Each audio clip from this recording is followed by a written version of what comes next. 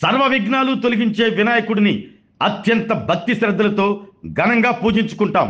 9 రోజుల పాటు నవరాత్రులు నిర్వహించి అత్యంత వైభవంగా ఆ గణనాథుని నిమజ్జన కార్యక్రమాన్ని చేపడతాం.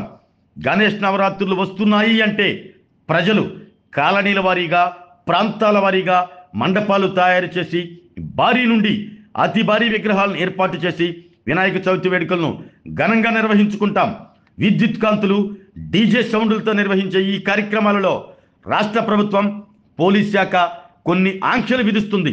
ప్రధానంగా మండపాల నిర్వహణకు సంబంధించి ఒక కమిటీ ఏర్పాటు చేసుకోవాలని, ఆ కమిటీ ప్రతిరోజు అక్కడ జరిగే కార్యక్రమాలను తెలియజేస్తూ రాత్రి సమయాల్లో కాపలా ఉండాలని, ఫైర్, మున్సిపల్, పోలీస్ శాఖ అనుమతులు తప్పనిసరిగా తీసుకోవాలని, డీజే సౌండ్ తగిన మోతాదులో పెట్టుకుని నిర్వహించుకోవాలని, నిర్వహణ కమిటీ ఏదైనా సంఘటన జరిగితే ఆ సంఘటనలకు వారే బాధ్యులవుతారని హెచ్చరికలు జారీ చేస్తూ ప్రచార మాధ్యమాల్లో ప్రచారం కూడా చేస్తారు. అయితే ఇప్పుడు గణేష్ నవరాత్రుల ఉత్సవాల్లో డీజే సౌండ్, మద్యపానం రెండు సమానంగా ఏర్పాటు చేసుకుని నిమజ్జన కార్యక్రమాలు చేపడుతున్నారు.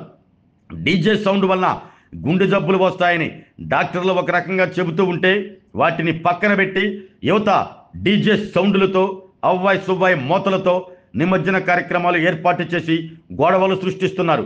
ఇటీవల నిమజ్జన కార్యక్రమంలో డీజే సౌండ్ సిస్టమ్ తగ్గించాలి అని కోరిన పోలీసులపై వైసీపీ కార్యకర్తలు దాడి చేసిన సంగతి తెలిసిందే.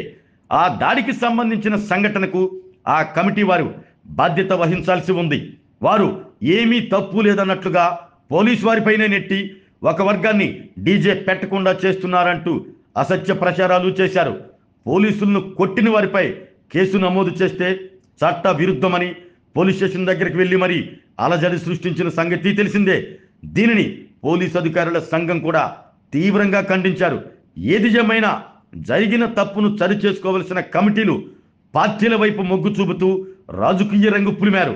విగ్రహ కమిటీలు ఎప్పుడైతే పటిష్టంగా ఉంటాయో, జరిగిన తప్పులు తెలుసుకుని వాటిని సున్నితంగా పరిష్కరించుకుంటారో అప్పుడు గణేష్ నిమజ్జన కార్యక్రమాలు సజావుగా జరిగినట్లుగా భావించవలసి వస్తుందని, అలా కాకుండా ఒక వర్గంపై ఒక వర్గం ఫిర్యాదులు చేసుకుంటూ దేవుడిని రాజకీయాల వైపు మరలించడం అంటే భక్తి శ్రద్ధలు రాజకీయాల వైపు సాగాయని ప్రజలు అర్థం చేసుకుంటున్నారు.